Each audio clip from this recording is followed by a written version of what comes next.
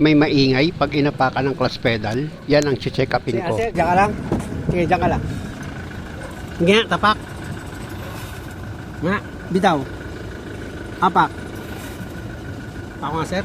Kanina kasi mga boss, nang dumating si customer, malakas ang ingay nito pag inapakan ng clutch pedal, pero ngayon biglang humina na kung mapapansin nyo halos nawala nga yung ingay niya. Kaya i-check ko maigi yan kung dito nanggagaling sa clutch pedal. Ipipress ko itong clutch pedal niya na pwedeng ang panggalingan niyan dito sa spring niya o kaya naman dito sa bushing.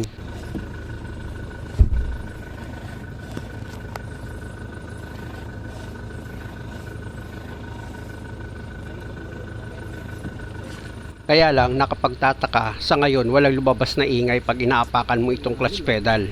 Ulitin ko yung pag-check up mga boss. Talagang hindi dito nanggagaling ang ingay, kaya nakapag-desisyon ako kay customer na wala dyan ang problema. Kundi nasa transmission ang pinanggagalingan ng ingay ng problema ni customer.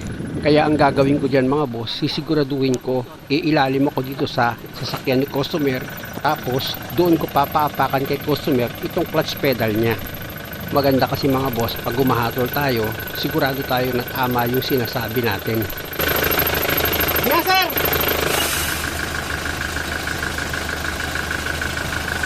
Yes! Apak!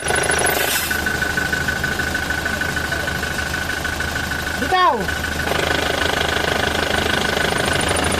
Apak! Wala, hindi talaga, sir. Ito na mga boss, positibo na ako na ang pinanggagalingan ng ingay niya ay dito sa transmission. Yan naman ang una kong hatol, naniguro lang ako. Doon pa rin talaga. Hindi, dito. Transmission talaga. Hindi. May echo lang yung sa pedal. Nawala kanina, lakas din eh. Sige, sir. Oh, dun sa ilalim galing. Apak. Oh, dun ko naririnig sa ilalim talaga eh. Baba talaga transmission yan. Kailan lang ba binaba transmission? Yan, medyo matagal na. Ah, matagal na? Sipin mo, nagpalit ako ng 4 na buwan pa lang. Kaya nainis ako sa kasa, hindi ako pinansin. 4 na buwan pa lang kasi kay customer yung sasakyan niya, nagka-problema na siya sa transmission. Kaya lang ang problema, human error daw tawag doon. Kaya sa iba niya pinagawa, tumagal naman. Dito naman ako sa pangalawang check upin ko mga boss. Ang problema kasi nito, masyadong malakas yung vibration ng makina na ayon kay customer, normal lang daw yun. Sabi ko hindi normal yun, may problema yan. At para mapatunayan ko kay customer mga boss, check upin ko yan, libre. Pa-switch up ko itong makina tapos start ko yan ulit. Hindi, pagtaka naman lang, ang lakas-lakas naman ng kalog ng makina. Ayan o, lakas ng kalog eh. So, tingnan mo maigi ha. Di ba, lalo sa umaga pag nag-start ha. Oo, lalo na.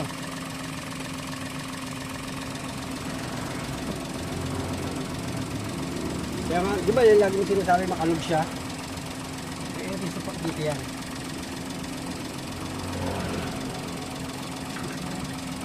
Eh, transmission support pala.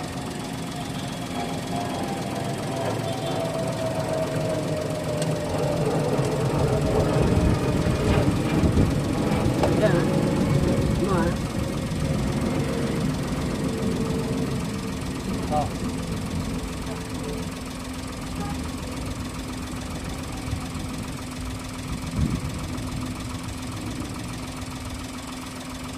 Diba?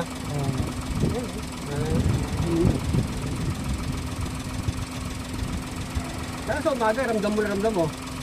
Siyempre.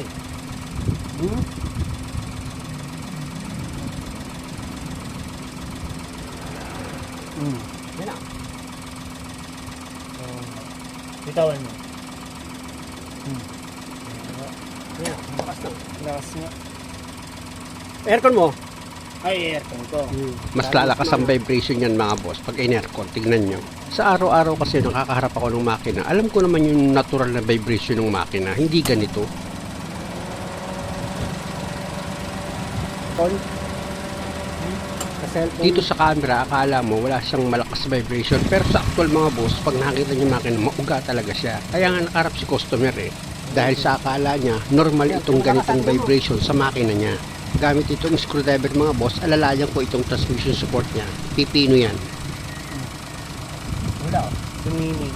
Dahil nga sa nakapako itong transmission support, putol siya mga boss, kaya malakas yung vibration nitong makina. I-close up ko yan mga boss ng camera para makita ni customer at para makita nyo na rin at magkaroon kayo ng idea. Ayan mga boss yung transmission support, yung rubber bumitaw na sa ibabaw sa kinakapitan niya.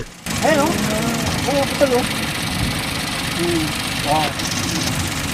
Diba? Putol siya o.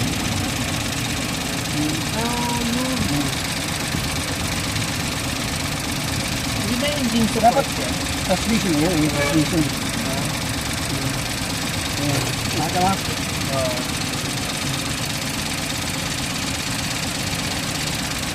Dapat may nakadikit yan, gano'n. Ayun o. Nakadikit. Okay, gets ka na.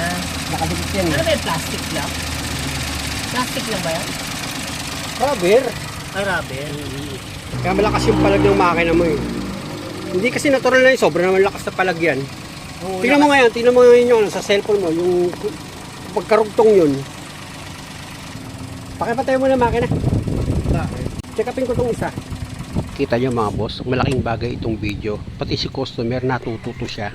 Malaking bagay kasi yung malaman nyo yung totoong sira sa hindi naman talaga sirang pyesa. Kasi ito naman, kakapay mo sa ilalim yan, may langis to yung ganitong klase.